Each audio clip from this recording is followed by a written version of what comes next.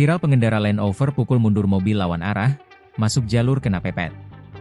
Beredar di media sosial sebuah video yang memperlihatkan aksi seorang pengendara Land Rover Defender viral di media sosial setelah terekam mendorong sederet kendaraan yang melawan arah di kawasan Simpang Cokro Aminoto hingga Simpang Pidada, Denpasar, Bali.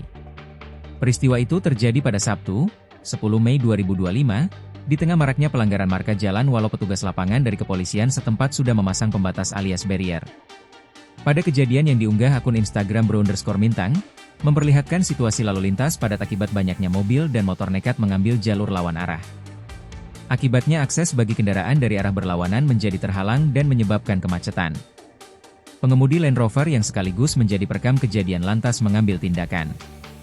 Ia secara perlahan tapi tegas mendorong mobil yang melawan arah agar kembali ke jalurnya.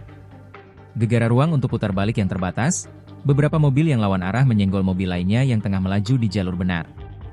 Tidak hanya roda 4, rombongan sepeda motor yang lawan arah juga langsung masuk jalur karena dipepet.